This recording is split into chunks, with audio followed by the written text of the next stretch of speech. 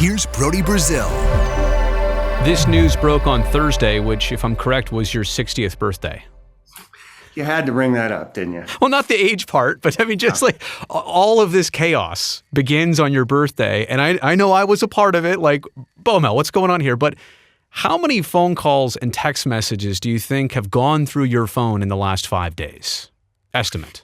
Yeah, well, originally, just when it was reported that, the rumor was out there that I was going to San Diego, I told Kelly and Lexi, I think it was 175 or 180 texts.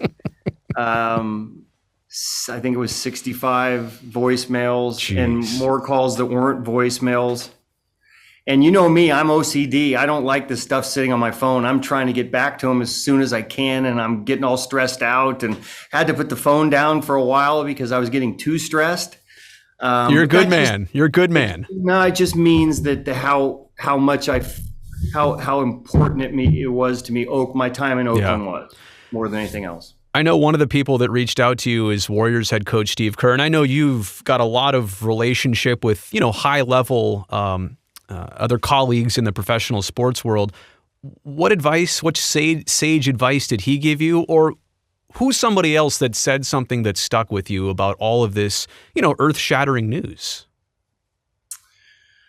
Well, I mean, a lot. I mean, Phil Garner. I'm wearing number 3 again for Phil Garner. I saw that. Even if 6 wasn't available, it was available here, I couldn't wear 6 here. Yeah. I mean, it was Sal Bando. Yeah. That's the sole reason I did that. So it was easy to go back to Phil's number. Steve was just great. He said, look, this, it's been a fantastic opportunity. It's a team that's looks to be almost at a crescendo. Right. And, when we were there in early in the season, I've said here today, 40,000 people on Tuesday night, they're going crazy. Even our guys were looking around going, this is awesome. And I'm not comparing anything. All I'm doing is saying what the experience was here, which is kind of part of what, played into it.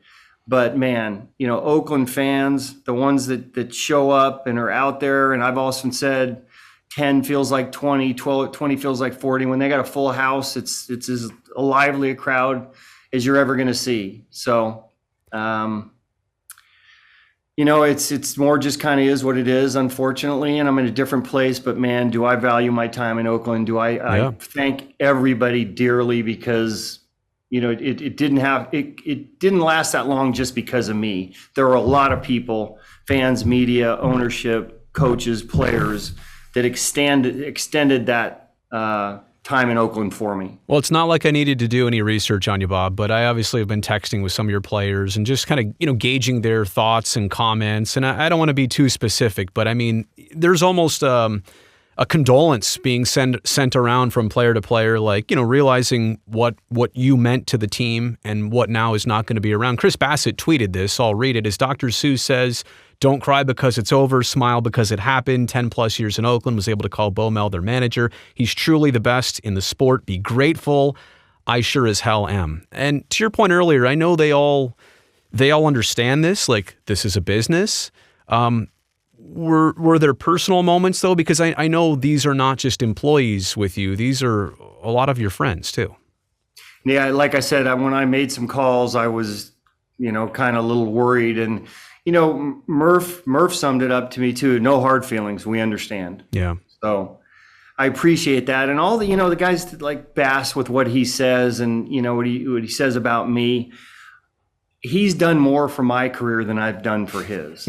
So the easy response for me to them always is, hey, the feeling's mutual. He also says Dave Stewart is his favorite A's pitcher of all time. So I obviously question Seabass's judgment right there. Like I'm going to call him out on that one. I heard from Stu too. Of course. I'm sure you've heard from so many people.